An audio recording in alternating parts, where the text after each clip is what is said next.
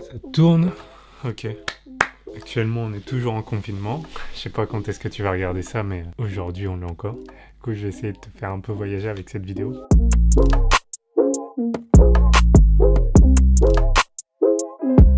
On voit beaucoup de gens qui partent vivre dans des vannes. Tu dois en connaître quelqu'un dans ton entourage qui est intéressé, ou peut-être que toi justement t'es intéressé. Je pense que si t'as cliqué sur cette vidéo, c'est que tu y trouves un intérêt. J'espère, je sais pas. Et le hashtag vanlife a pris beaucoup d'ampleur ces dernières années. Ça fait peut-être 5-10 ans que des reportages en parlent, de plus en plus. Même TF1, on peut voir des reportages de gens qui choisissent de vivre en van. Après une année passée en Nouvelle-Zélande et quelques mois, parce que ça fait bientôt 3-4 mois, 5-6 mois peut-être, que je suis revenu de Nouvelle-Zélande, je pense que j'ai bien mûri la réflexion que j'ai eue sur ce voyage. Dans cette vidéo, je vais parler de 5 choses qui m'ont apporté la van life. Alors, premier point, c'est l'imprévu est ton ami. On se planifie plein de choses en avance et ça se passe pas souvent comme on a prévu. Tu peux t'attendre à plein de choses, comment va être la van life, tu peux essayer de te projeter dans ta tête comment ça va être ton expérience. En général, c'est totalement différent. Et pour être honnête, la plupart des choses qui m'ont marqué dans ce voyage, c'est vraiment des choses qu'on n'avait pas planifiées à l'avance. Après, les gens qui me connaissent savent que je planifie pas beaucoup les choses. Du coup, pour te dire, je savais même pas à quoi ressemblait la Nouvelle-Zélande avant de partir. C'est pour te montrer le niveau de planification que j'ai. Et heureusement que j'avais Ben et Amine qui étaient avec moi pour planifier un peu les choses. Mais même si on avait planifié quelques grandes lignes, c'est laissé pas mal de liberté sur ce planning. Et je pense que ça a été pour le mieux. Ouais, on a fait des découvertes de dingue, des rencontres de dingue. Et du coup, je pense que c'est bien de planifier un peu. Toujours avoir en tête que les imprévus vont arriver de toute façon. Et laisser aussi les imprévus arriver. Pas se braquer sur son planning en fait. Deuxième point, avoir peu, c'est être plus riche. Quand tu pars vivre en van, tu sais que tu vas avoir carrément moins d'espace que dans ton appart ou dans ta maison. Parce que tu pars en général juste avec une valise ou un sac à dos, un backpack, comme j'avais avec les gars. De base, j'étais déjà intéressé par le minimalisme. Ça fait 2-3 ans que je m'informe sur le sujet, mais pour moi, la van life, c'était vraiment la pratique de tout ce que j'avais appris en théorie et qui fait que quand tu as peu de choses, tu utilises beaucoup plus les choses que tu as. Parce que de toute façon, tu peux pas apporter beaucoup plus de choses dans ton van. On était à 3 dans le van.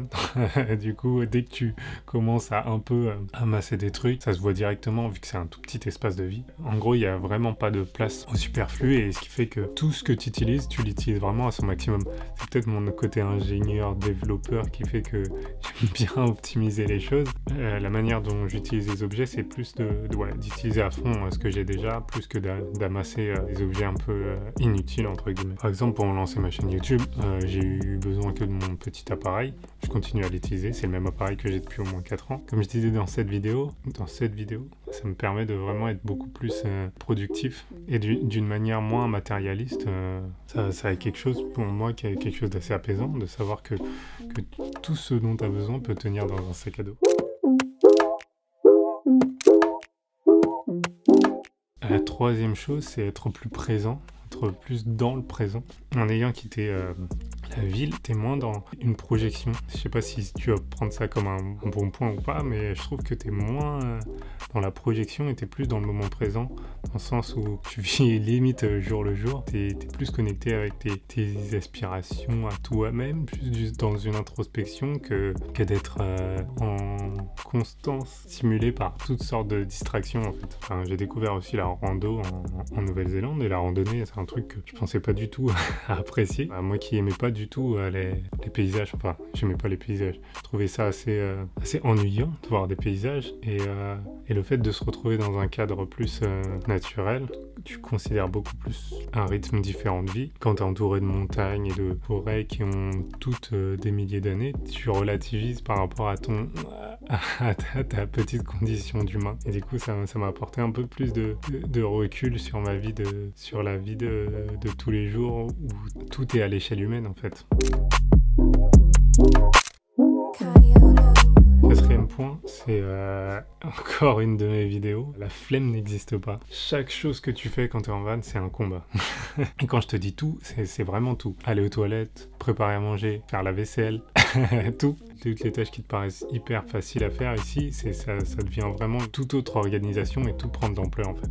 Si tu veux te préparer à manger, tu dois sortir le réchaud qui est sous les canapés. Nous c'était vraiment le bordel, mais tu devais sortir le réchaud. Déjà tu dois faire ta vaisselle, mais en plus tu dois trouver un point d'eau. En général tu le fais dehors parce que dans ton petit lavabo de van, tu fais pas grand chose, surtout que nous on avait de la vaisselle pour 3. Tu veux te doucher tranquillement, bah forcément c'est de l'eau froide, c'est ces douches de dehors là. Et les toilettes, j'en parle pas, les toilettes sèches. C'est là où normalement je perds beaucoup de gens. C'est des exercices qui te permettent d'entraîner ta volonté, et je pense que au fur et à mesure de ton expérience en van, tu deviens beaucoup moins, enfin c'est comme ça que je l'ai vu, hein, mais il n'y a plus de place à la flemme en fait, parce que à chaque chose que tu fais, de toute façon tu dois les faire, du coup tu les fais, et ça t'entraîne de plus en plus à faire des choses que tu pensais pas être capable avant. Je sais pas si ça fait sens.